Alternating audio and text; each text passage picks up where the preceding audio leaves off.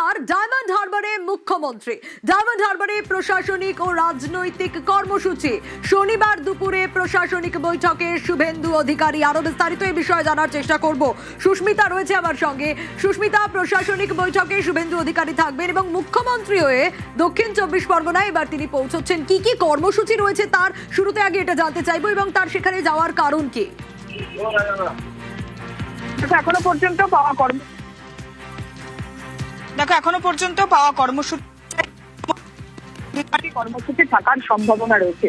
প্রথমার্ধে তার একটি প্রশাসনিক সভা করার সম্ভাবনা রয়েছে, দ্বিতীয়ার্ধে বেলা 3টে নাগাদ কর্মী সভা করার কথা রয়েছে। যে কর্মী সভা অত্যন্ত গুরুত্বপূর্ণ, তার কারণ আগামী 21 তারিখ ফলতা বিধানসভায় রিপোল অর্থাৎ পুনর্নির্বাচন রয়েছে। সেই পুনর্নির্বাচন নিয়ে বিজেপি অতিরিক্ত তৎপর, সে কথা গত মঙ্গলবারই বোঝা গিয়েছে। তার কারণ গত মঙ্গলবার রাতে শুভেন্দু অধিকারী হঠাৎই সল্টলেক বিজেপি দপ্তরে হাজির হন। সেখানে ফলতা সহ দক্ষিণ 24 পরগনা এবং ডায়মন্ড হারবারের একাধিক জেলা নেতৃত্বকে নিয়ে বৈঠক সারেন এবং তারপর আগামী শনিবার শুভেন্দু অধিকারী মুখ্যমন্ত্রী তিনি যাবেন ডায়মন্ড হারবারে দক্ষিণ 24 পরগনায়। সেখানে প্রশাসনিক সভা এবং রাজনৈতিক কর্মী সভা করার কথা রয়েছে। এবং আরো উল্লেখযোগ্য বিষয়, আগামী 19 তারিখ শুভেন্দু অধিকারী মুখ্যমন্ত্রী হিসেবে ফলতা পৌঁছবেন, যেখানে তার রোড শো করার কথা রয়েছে।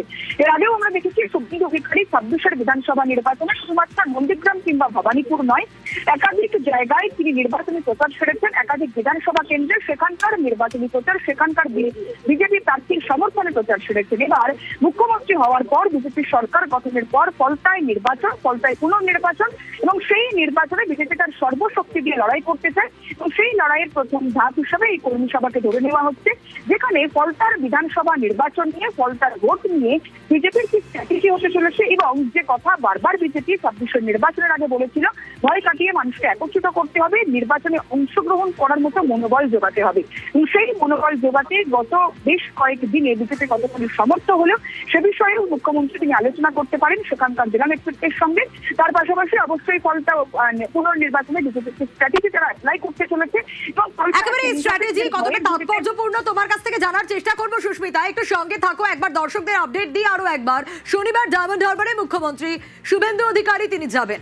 ডায়মন্ড হারবারে কি জন্য যাবেন? প্রশাসনিক কর্মসূচি রয়েছে, রাজনৈতিক কর্মসূচি রয়েছে এবং শনিবার দুপুরে প্রশাসনিক বৈঠকে শুভেন্দু অধিকারী মুখ্যমন্ত্রী হয়ে দক্ষিণ 24 পরগনায় এই প্রশাসনিক বৈঠক করবেন। এবং শুধু দক্ষিণ 24 পরগনায় ডায়মন্ড হারবারে যে বৈঠক করবেন তা নয়, সেই একই দিনে তার রাজনৈতিক কর্মসূচি রয়েছে ফলতাতেও পুনর্নির্বাচনের জন্য, সেখানে কর্মী সভা রয়েছে। আরো ডিটেল জানার চেষ্টা করব। সুস্মিতা রয়েছে আমার সঙ্গে। সুস্মিতা, একই দিনে ফলতাতেও তিনি রোড শো বা তার একাধিক কর্মসূচি রয়েছে ভোটের জন্য। একটু জানতে চাইবো, খুব স্বাভাবিকভাবে ডায়মন্ড হারবারে তার পৌঁছে যাওয়া রাজনৈতিক প্রশাসনিক কর্মসূচি নিঃসন্দেহে যথেষ্ট তাৎপর্যপূর্ণ রাজনৈতিকভাবে।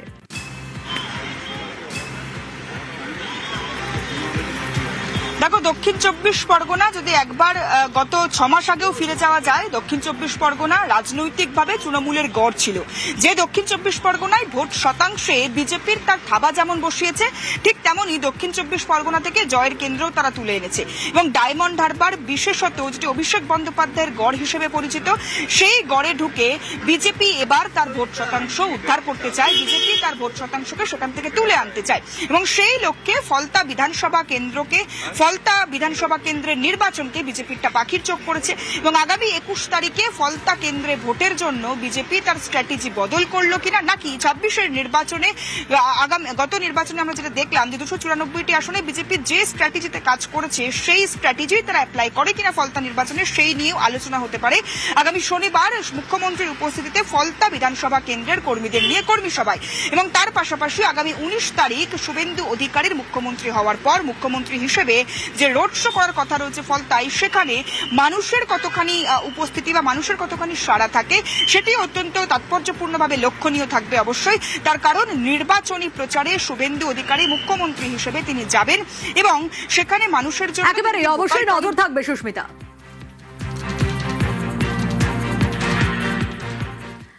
খুব গুরুত্বপূর্ণ আরেকটা আপডেট আপনাদের দিই। সরকারি হাসপাতালে পরিষেবা উন্নয়নের ক্ষেত্রে জোর দেওয়া হচ্ছে। হ্যাঁ, হাসপাতাল সুপার এবং অধ্যক্ষদের সঙ্গে বৈঠকও রয়েছে। কে এই বৈঠক করবেন, সরকারি হাসপাতালে পরিষেবা উন্নয়নে কিভাবে জোর দেওয়া হচ্ছে, আরো বিস্তারিত এই বিষয়ে অভিজিৎ জানাতে পারবে। অভিজিৎ, গতকালই ন্যাশনাল পরিদর্শনে উষ্মা প্রকাশ করা হয়েছিল এবং সেইখান থেকেই আমরা দেখেছিলাম অগ্নিমিত্রা পল তিনি কিভাবে ক্ষোভ প্রকাশ করেছিলেন, কিভাবে বার্তা দিয়েছিলেন হাসপাতালে গিয়ে যে কেন এরকম অপরিচ্ছন্ন অবস্থা। এবার কি কি ব্যবস্থা সরকারের তরফ থেকে নেওয়া হচ্ছে হাসপাতালের পরিষেবা উন্নয়নের জন্য, সরকারি হাসপাতালের?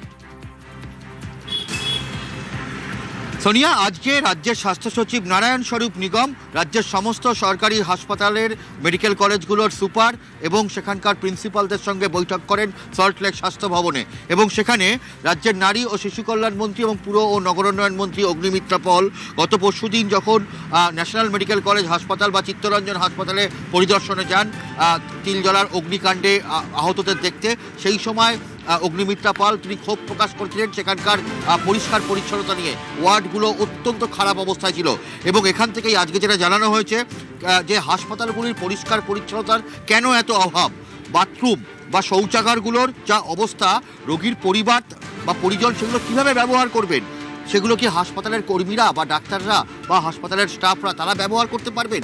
এইভাবেই স্বাস্থ্য সচিব বলেছেন অবিলম্বে সাফাই কর্মীদের বদল করতে হবে।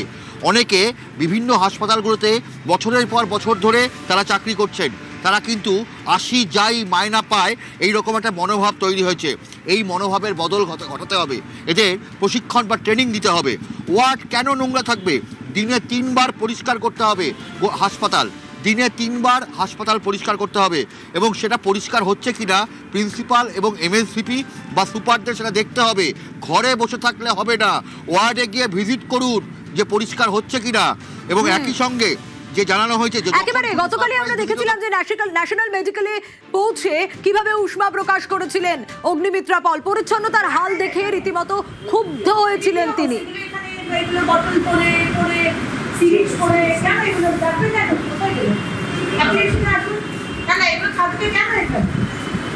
কেন নিচে এরকম করে থাকবে? তারা প্রাইভেট হাসপাতালের সুবিধা নিতে পারে না, সরকারি হাসপাতালে আসতে বাধ্য, তাই জন্য এই অবস্থায় থাকতে হবে, চিকিৎসা করতে হবে। প্লিজ আমরা একটু টলারেট করবো না, একটু দেখে নিন আপনি কি অবস্থা এগুলো। কি হবে এখানে চাদর পরে, গ্লাভস পরে, এগুলো কি? What is this? আপনি এখনই বলুন, এখনই বলুন।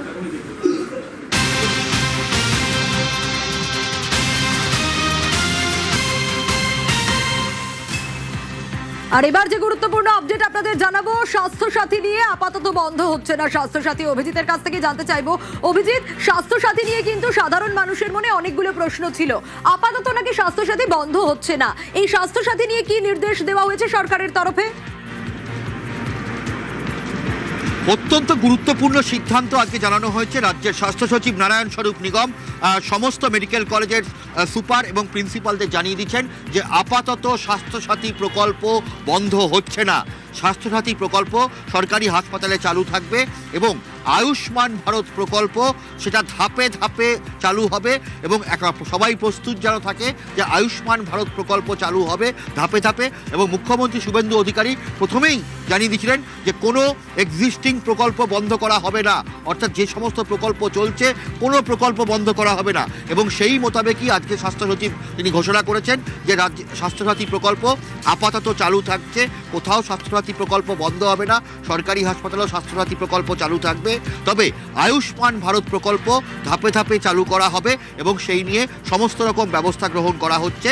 সেই বিষয়টাই আজকে সমস্ত সরকারি হাসপাতালের সুপার এবং প্রিন্সিপালদেরকে জানিয়ে দেওয়া হয়েছে যে স্বাস্থ্যসাথী প্রকল্প আপাতত চালু থাকছে এবং আয়ুষ্মান ভারত প্রকল্প সেটা ধাপে ধাপে চালু করা হবে।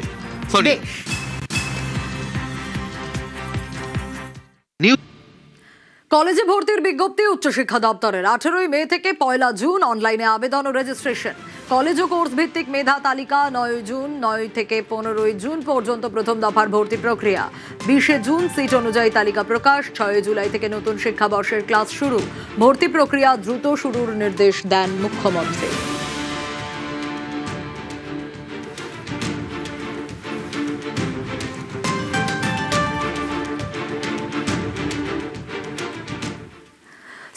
শনিবার থেকে প্রার্থনা সঙ্গীতে বন্দে মাতরম। জাতীয় সঙ্গীতের পর জাতীয় গান গাইতে হবে।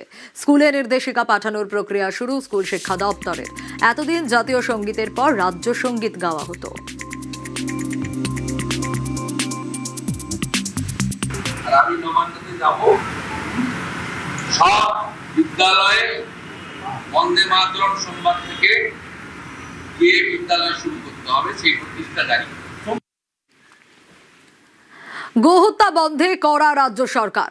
এসপিসিপিদের বৈঠকে নির্দেশ মুখ্যমন্ত্রীর। প্রকাশ্যে পশু হত্যা সংক্রান্ত নির্দেশিকা শংসাপত্র থাকলেও প্রকাশ্যে গোহত্যা নয়। নির্দেশিকা যথাযথভাবে মানতে হবে, কড়া বার্তা। শংসাপত্র ছাড়া গোহত্যা নিষিদ্ধ। গাড়িতে বেআইনিভাবে পশু নিলে ব্যবস্থা। সরকারি নির্দেশ অমান্যে জেল ও জরিমানা।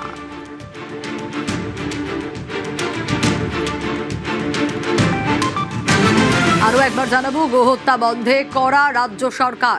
এসপিসিপিদের ইতিমধ্যেই বৈঠকে মুখ্যমন্ত্রী নির্দেশ দিয়েছেন। প্রকাশ্যে পশু হত্যা সংক্রান্ত নির্দেশিকা শংসাপত্র থাকলেও প্রকাশ্যে গোহত্যা নয়। নির্দেশিকা যথাযথভাবে মানতে কড়া বার্তা। শংসাপত্র ছাড়া গোহত্যা নিষিদ্ধ। গাড়িতে বেআইনিভাবে পশু নিলে ব্যবস্থা। সরকারি নির্দেশ অমান্যে জেল ও জরিমানা।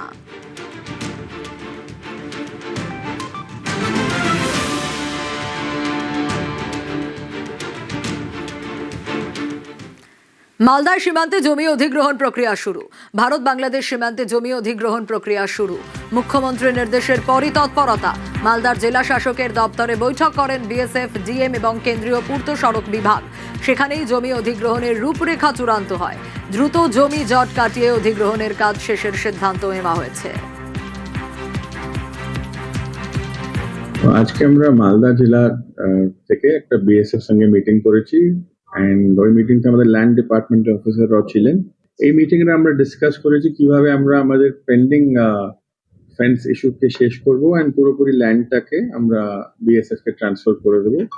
এটা নিয়ে খুবই ভালো মিটিং হলো।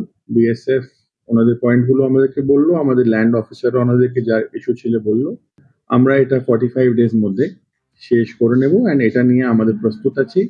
এখন থেকে আমাদের civil and BSF and even police সঙ্গে কোঅর্ডিনেশন থাকবে এন্ড ইস্যুটাকে কন্টিনিউয়াসলি আমরা করে দেব। বিধানসভার স্পিকার রথীন্দ্র বোস বিধানসভায় জানালেন মুখ্যমন্ত্রী। কোচবিহার দক্ষিণের বিধায়ক রথীন্দ্র বোস এবারই প্রথম বিধায়ক হন তিনি। পেশায় চার্টার্ড অ্যাকাউন্টেন্ট, বর্তমানে দলের রাজ্য কমিটির সহসভাপতি।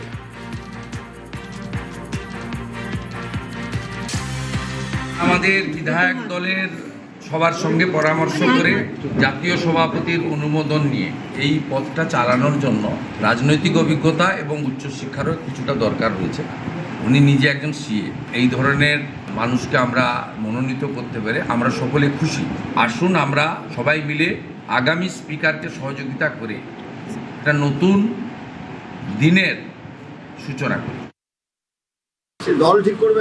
আমার সিনিয়ররা আছে, যারা আগে বিধানসভাতে এসছেন তারা আছে, তারা দেখবে বিষয়টা তাদের কাছ থেকে জেনে, যাতে আমাদের মানুষ যে ভোট দিয়েছে পশ্চিমবঙ্গ সরকার জন্য যেভাবে চালানোর জন্য, আমরা ঠিক সেইভাবেই চালানোর চেষ্টা করি। আমরা গণতন্ত্রে বিশ্বাস করি, গণতান্ত্রিক প্রক্রিয়া সমস্ত কাজ হবে।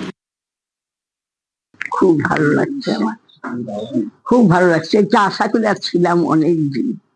আশা আমার পূর্ণ করছে ভগবান। এখন আমার আশাই একটা, যে মানুষের যেন মনটাকে জয় করতে পারে। খুব ভালো, পড়াশোনায় দারুণ ভালো। কোনোদিন কোনো কারোর মানে অন্যরকম কথাবার্তা বা ঝগড়াঝাঁটি এই সমস্ত কিচ্ছু ছিল না আমার ছেলে। ওই মা হিসাবে চাবো যে 10 জনের যেন ভালোভাবে সেবা করতে পারে। সাইকেলে বিধানসভায় বিজেপি বিধায়ক। জ্বালানি বাঁচাতে সাইকেলে প্রদীপ বিজলি।